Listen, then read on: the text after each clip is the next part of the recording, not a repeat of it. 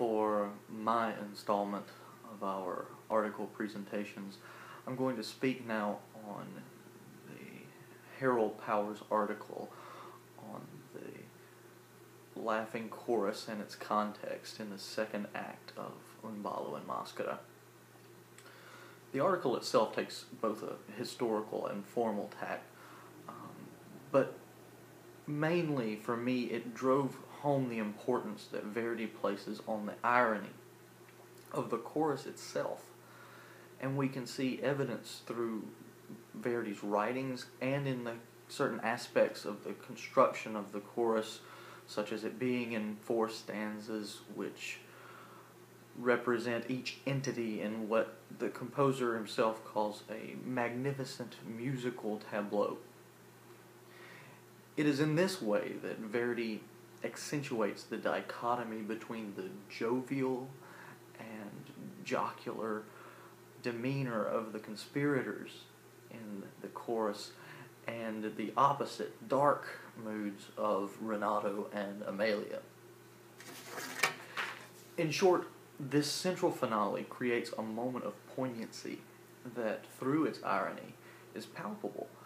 I would go even further to suggest that in my experience, with only a basic knowledge of the events which occur at this point, a listening produces in someone not only a feeling of empathetic emotion, but one that is heightened and made all the more acidic by the ignorance of the conspirators. They are laughing at one perceived realization, while we as listeners, aware of Renato's pain, are exposed to what is perhaps the cruelest emotional moment of the opera. Powers begins his article with somewhat broader information regarding the creation of Un ballo in general. And while these expositions may not speak to the effect of the laughing chorus itself, I found them particularly helpful in first providing a timeline for the processes of versification, composition, and censorship, and then second, in creating a base of knowledge on which we can place the laughing chorus as a perfect example of what Verdi thought was so right about his dramatic product, and perhaps what was so wrong with what the censors in Naples gave him as an alternative. So firstly, we are made of Verdi's tremendous frustration during his several attempts to produce the opera that eventually became Un ballo. One could say that his tone was almost defeatist in the letter written from Busseto in May of 1958, in which he writes, "Now here I am, and after the turmoils of Naples, this profound piece is ever more dear to me. Perhaps I'll go to Naples in the autumn, and to Rome for the carnival season, if the censorship there will allow the opera that was written for Naples. If not, so much the better." Here at the end, it really does sound defeatist. The events leading to this correspondence certainly go a long way to justifying Verdi's frustration. I have compiled said points of importance into a table, which is number 1 in your handout. The rejection and subsequent mangling of Verdi's first attempt at a work based on Gustave Terzo Scenaria, which at this point was in Vendetta in Domino, was made all the more frustrating by the fact that the prose summary of said opera had been approved by the censors in Naples in 1867.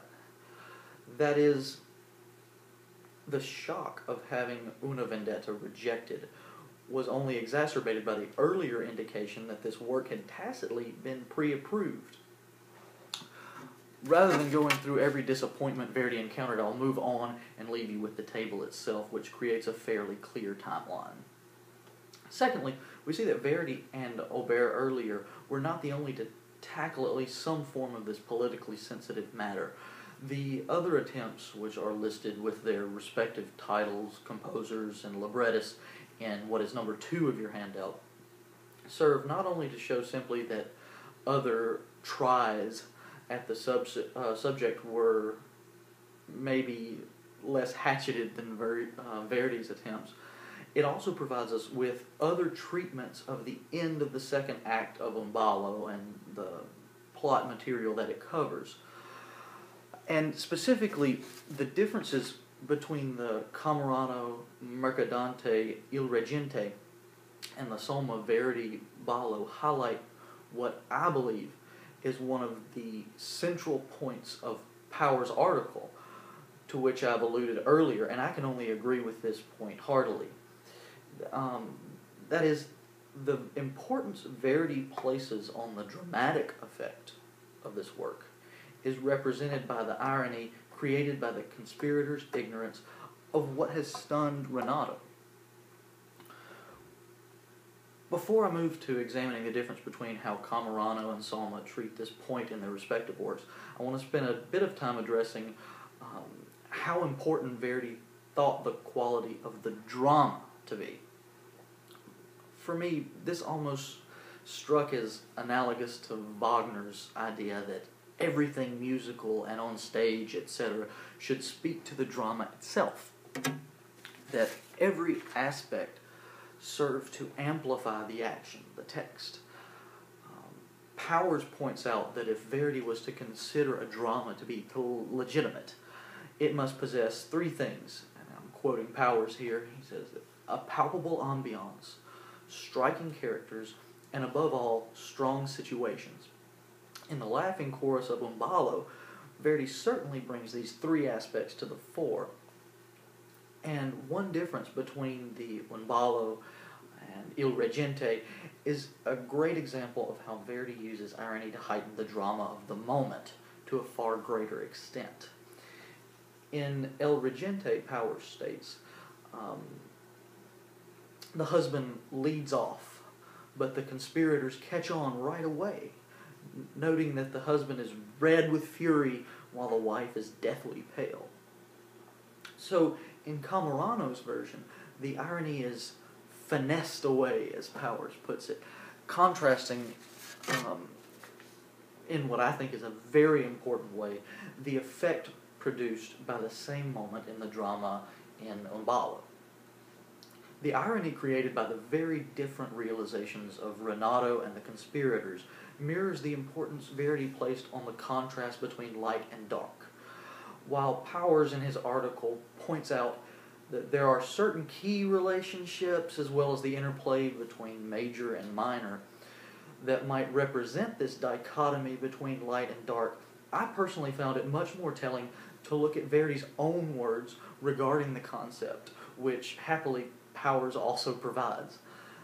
The quote is from one of Verdi's arguments against the very unappreciated new version given to him in Naples. He states, and this is 3A on your handout, that Adelia degli Adimari lacked something that his version had. Quote, that certain je ne sais quoi of brilliance and chivalry, that certain aura of gaiety that was running through the whole action and making a beautiful contrast and was like light in the shadows of the tragic points in the drama. And that last part is particularly good. Light in the shadows of the tragic points. If there's a point in Umbalo that represents this concept as well as the laughing chorus in the central finale, I've failed to recognize it. And though it is a less than intelligent move to make to an audience of musicologists, I will say that I don't opine that one exists at such an emotional level in the work. While Verdi is writing out against Adelia, the quote could almost be heard as speaking directly to this moment at once full of light-hearted delight and a sort of debilitating betrayal and dark sadness. In the version of this topic by Rossi and Cabusi, listed in figure 2, that's Clemenza di Valois, the structure of the soli di forma is adhered to very closely as Powers charts. It contains a scena, tempo d'attacco, adagio, tempo di mezzo, and what Powers calls a stretta, which I'm inclined to think is what we refer to as a cabaletta. In Verdi's version, we begin in sort of the same way with a scena and what Powers calls a quasi-tempo d'attacco. But more importantly, the laughing chorus itself ends the scene with 4 stanzas of verse, while the other aforementioned Italian versions, that is, the ones by Mercadante, Camerano, and Gabussi Rossi, have only 3.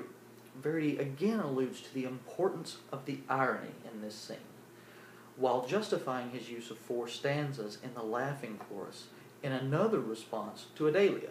This is 3b in your handout. He says, "In my drama, the irony of these 2 personages, the 2 chief conspirators, the cheerfulness of the chorus, the rest of the conspirators, the desolation of the lady, the rage of the husband, formed a magnificent musical tableau." And it's from this that I took the main gist of the article, and have to say that it's one with which I agree very much. Thanks.